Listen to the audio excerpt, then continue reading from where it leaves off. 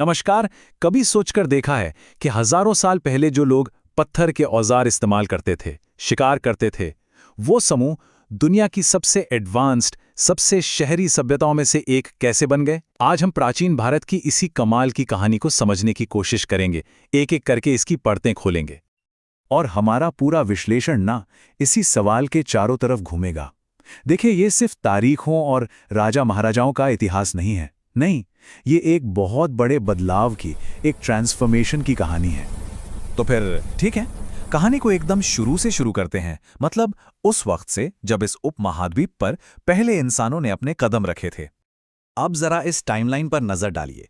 ये बताती है कि ये सफर कितना कितना लंबा था। पहले इंसानों के आने से लेकर पहले गांव बसने तक। सोचिए, ये कोई रातों रात हुआ चमत्कार नहीं था, बिल्कुल नहीं। ये तो हजारों सालों में धीरे धीरे हुआ एक विकास था। और जानते हैं, इस पूरी कहानी का सबसे पहला, सबसे बड़ा टर्निंग पॉइंट क्या था? वो था घुमंतू जिंदगी छोड़कर खेती की तरफ बढ़ना। अब देखिए, इससे हुआ क्या?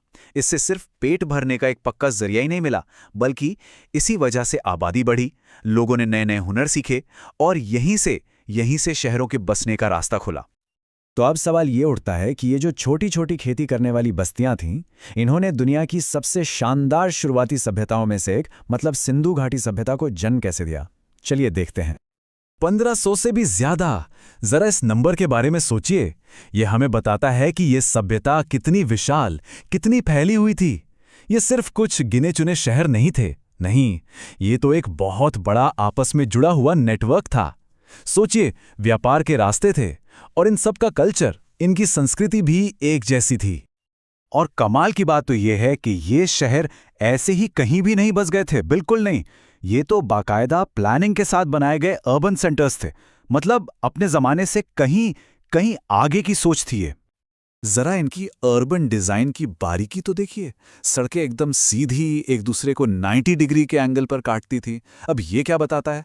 ये बताता है कि कोई ना कोई मजबूत सेंट्रल अथॉरिटी थी। एक ऐसा समाज था जो बहुत ही ऑर्गेनाइज्ड था।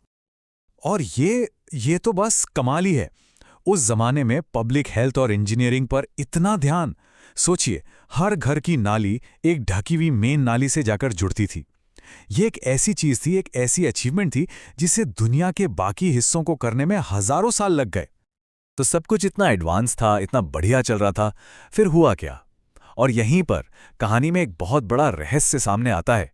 इतनी तरक्की कर चुकी सभ्यता आखिर गायब कैसे हो गई?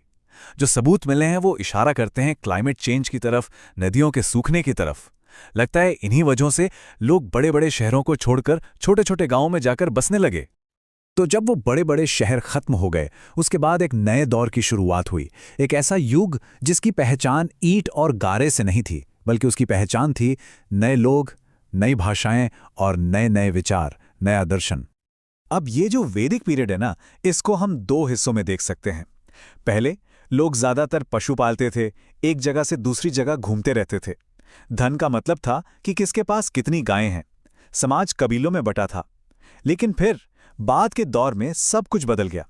लोग खेती करने लगे, लोहे के औजारों से जंगल साफ करके बसने लगे। और इसी बदलाव के साथ समाज का ढांचा भी ज्यादा पेचीदा और ज्यादा कठोर हो गया। मतलब यहीं से वर्ण व्यवस्था की जड़ें मजबूत होने लगी। तो मतलब पॉइंट क्या है? पॉइंट ये है कि अब भारत में छोटे छोटे कबीले नहीं, बल्कि बड़े बड़े ताकतवर राज्य उभर रहे थे। और ये राज्य आपस में कंपीट भी कर रहे थे। और इसी कंपटीशन ने अगले बड़ी डेवलपमेंट, यानी एक बड़े साम्राज्य के उभरने का स्टेज सेट कर दिया। तो इन महाजनपदों के बीच जो होड़ मची थी, उसमें से एक राज्य, सिर्फ एक, सबसे आगे निकल गया। क्यों? अपनी जबरदस्त स्ट्रेटेजिक लोकेशन और रिसोर्सेज की वजह से। और वो राज्य था मगध। अब यहीं से असली कहानी शुरू होती है। तो देखिए, मौर्य साम्राज्य बना कैसे। सबसे पहले मगध सबसे ज्यादा ताकतवर बना। फिर 321 BCE में आए चंद्रगुप्त मौर्य। उन्होंने नंद वंश को हटाया और मौर्य साम्राज्य की नींव रखी। कहानी यही नहीं रुकी। चंद्रगुप्त ने यूनानी जनरल सेल्यूकस निकेटर को हराया और अपने साम्राज्य को अफगानिस्तान तक फैला दिया। और फिर उनके पोते अशोक ने कलिंगा को जीतकर इस साम्राज्य को और भी विशाल बना दिया। सोचिए, चंद्रगुप्त ने जो किया वो कोई छोटी मोटी बात नहीं थी। उन्होंने आपस में लड़ने वाले बिखरे हुए राज्यों को एक सिंगल पावरफुल सेंट्रलाइज्ड यूनिट में बदल दिया था। और ये जो शब्द हैं, ये कलिंग की उस भयानक लड़ाई के बाद अशोक के अंदर आए एक जबरदस्त बदलाव को दिखाते हैं। उस युद्ध में हुए खून खराबे ने उन्हें पूरी तरह बदल दिया। इसके बाद उन्होंने हिंसा का रास्ता छोड़कर धम्म का रास्ता अपनाया, मतलब एक नैतिक और सामाजिक जिम्मेदारी की पॉलिसी। और इस सोच को, इस संदेश को उन्होंने अपने पूरे साम्राज्य में चट्टानों और स्तंभों पर खुदवा दिया, ताकि हर कोई इसे पढ़े और समझे। अच्छा, तो अब पॉलिटिक्स और लड़ाइयों से थोड़ा आगे बढ़ते हैं। अब बात करते हैं उन चीजों की, उन सांस्कृतिक और बौद्धिक विरासतों की, जो बड़े बड़े साम्राज्यों के मिट जाने के बाद भी हमेशा के लिए जिंदा रहीं। तो इस दौर की असली लेगेसी क्या थी? सिर्फ जीत या बड़े बड़े साम्राज्य? नहीं, असली विरासत थी वो जबरदस्त आइडियाज, वो विचार जिन्होंने दुनिया को देखने का तरीका ही बदल दिया। जैसे कौटिल्य का अर्थशास्त्र, जिसने बताया कि राज कैसे चलाना है। उपनिषदों ने मैं कौन हूं और ये ब्रह्मांड क्या है जैसे गहरे सवाल उठाए। और फिर बौद्ध धर्म और जैन धर्म ने अहिंसा और करुणा का एक नया रास्ता दिखाया। ये वो आइडियाज थे जिन्होंने सिर्फ भारत को ही नहीं बल्कि पूरी दुनिया के इतिहास पर अपनी छाप छोड़ी। तो हम इसी एक बड़े सवाल के साथ आज की बात खत्म करते हैं। अगर बड़े बड़े साम्राज्य भी आखिरकार ढह जाते हैं, तो फिर वो क्या है जो हमेशा के लिए रह जाता है? शायद जवाब यही है कि ताकत और सियासत से कहीं ज्यादा टिकाऊ होती है संस्कृति और विचार। इनकी शक्ति वक्त से भी परे है।